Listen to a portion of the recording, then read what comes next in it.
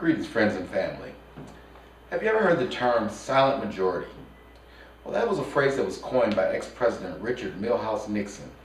He was describing the protesters of the Vietnam War and the anti-war movement of the 1960s.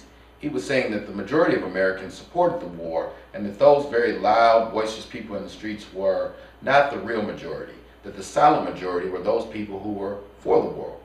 Well, history did prove that Mr. Nixon was wrong. The majority of Americans actually were against the war, and the silent majority did not exist in that case. But let's talk about the case of the African American plight in America today.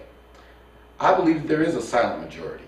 The silent majority of African Americans who believe that the pains and problems of the African American community are mostly self-inflicted. That the reason why African American students rank among the lowest in the nation are not because of the schools, not because of the teachers, but because of the lack of discipline and prioritizing of education in the average African American family.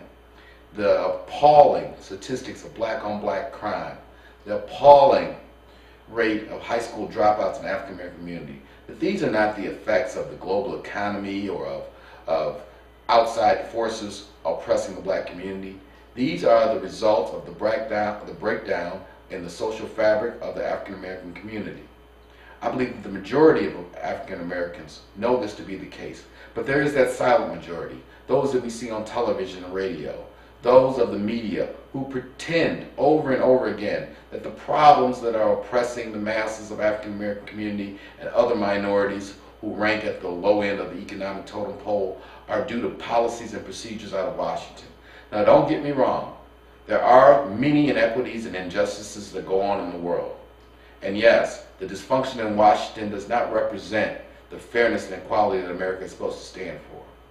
But let's be clear. When you go into the average African American beauty shop or barber shop, the conversations are about how we treat each other. They're about the lack of respect for adults that adolescents in the African American community have.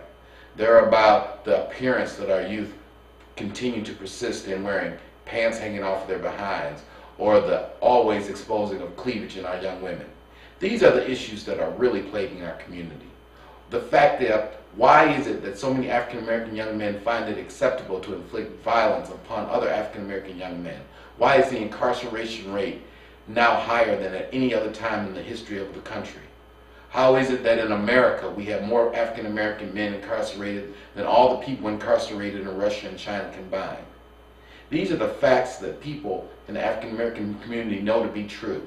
There is a silent majority who know that for us to fix our ship, to correct these issues, the answers are going to have to come from our community. If you want your kids to be good in school, the first thing is they have to know that school is important. That starts at home. So we need to focus again on our communities, we need to focus on the economic empowerment of our communities, and we need to focus on rebuilding our neighborhoods and rebuilding the priorities that allow 2 generations out of slavery to go to the Tuskegee Airmen. That's right. Remember, the Tuskegee Airmen, the best fighter pilots of World War II, their grandparents were slaves. So I myself find it quite a question that how could we go 2 generations from slavery to the Tuskegee Airmen, and now in 2011 we have a 50% dropout rate among African American high school students.